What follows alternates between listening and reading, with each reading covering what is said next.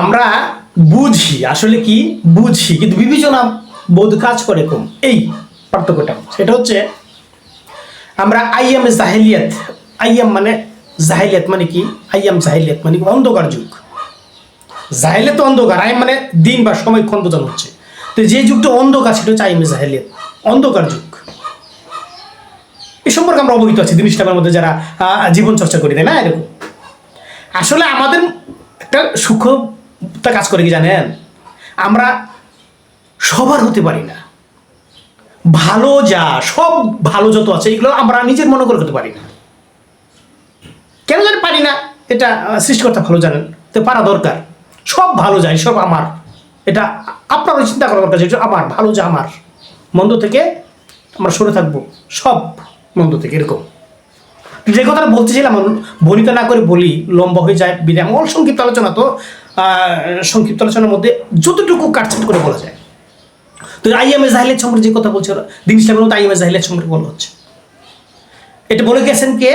আমাদের নবী ও রাসূল দিন ইসলামের হযরত আহমদ হযরত মুহাম্মদ সাল্লাল্লাহু আলাইহি ওয়াসাল্লাম, শ্রেষ্ঠ মানব।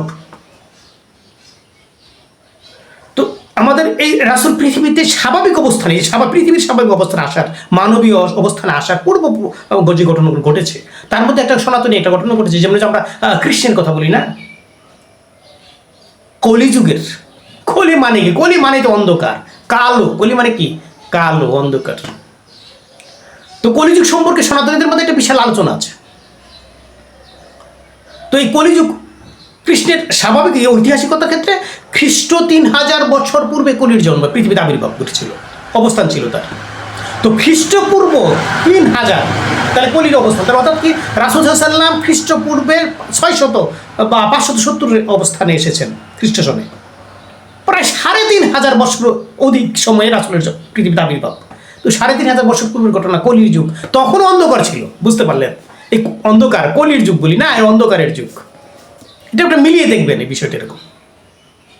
তো এখানে বলা হচ্ছে রাসূল সাল্লাল্লাহু আলাইহি ওয়াসাল্লাম যতগুলো আদেশ নিষেধ বলেছেন তার মধ্যে ছিল যে মদ এবং জুয়া, মদ জুয়া নিষেধ করেছেন, নিষিদ্ধ বিষয়। এ ব্যাপারে স্রষ্টা বলেছেন, জানিয়েছেন যে মদ এবং জুয়া এগুলোর মধ্যে ভালো আছে, উপকার আছে, কিন্তু ক্ষতি বেশি। একটা বিষয় না, একটু বিষয় আপনি খেয়াল করে এরকম আছে। তো সনাতনীদের যে কলির যুগের মধ্যে কি, যে কলির অবস্থান কোথায়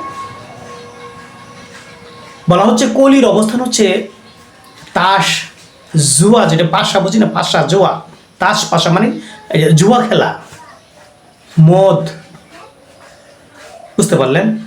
নারী, দুষ্ট নারী, দুশ্চরিত্রা নারী, স্বর্ণ, এগুলোর মধ্যে কলির বাস। স্বর্ণের মধ্যে কলি থাকে, কলির বাস, অন্ধকারের বাস। আর দিন ইসলামের মধ্যে পুরুষদের জন্য স্বর্ণ ব্যবহার করা নিষিদ্ধ। বিষয়টা একটু একটু একটু আমরা বোঝার চেষ্টা করি।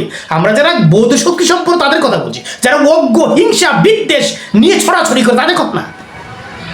সরলতার ক্ষেত্রে স্বাভাবিকতা সত্যতা মেনে নেওয়ার চেষ্টা করছে। দিন ইসলামের মধ্যে জুয়া নিষিদ্ধ, স্বর্ণ পুরুষের জন্য ব্যবহার নিষিদ্ধ। আর নারীদের ব্যাপারে কি বলা হচ্ছে? রাসূলের কাছে বলছে, বলা হচ্ছে নারী আমাদের কাছে, আমার কাছে প্রিয়। কোন নারী এটা বললেন তো? সুনারী, বদ নারী অবশ্যই নয়। খেয়াল করেছেন এরকম না? অবশ্যই বদ নারী নয়। আপনার বিষয়গুলো বোঝার চেষ্টা করব। তো এই কলির যুগের মধ্যেই কলির অবস্থানই বলা হচ্ছে তাস পাশা মানে জুয়া খেলা। কলির অবস্থান, মদের মধ্যে কলির অবস্থান, দুষ্ট নারীর মধ্যে কলির অবস্থান, স্বর্ণের মধ্যে কলির অবস্থান। আপনি বিষয়টি কি একটু খেয়াল করেছেন? এই যে অন্ধকার, আইএমএ জাহিলিয়াত বা অন্ধকার সম্পর্কে বলা হচ্ছে, এটা আরো সময়েতে প্রেক্ষাপটে আরো প্রকট হচ্ছে। আমরা এই ব্যাপারে সত্য উদ্ঘাটন করার জন্য অবশ্যই চেষ্টা করব।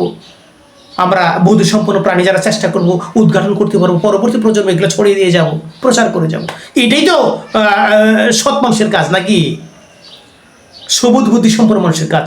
আমরা যেন সুবোধ বুদ্ধি সম্পন্ন মানুষের কাতারে পড়তে পারি, চেষ্টা করবো, হতে পারবো না, চেষ্টা করতে পারবো। সমস্যা আছে? আমরা যেন জিদ হিংসাবিহীন একটা স্বাভাবিক মানুষ হতে পারি।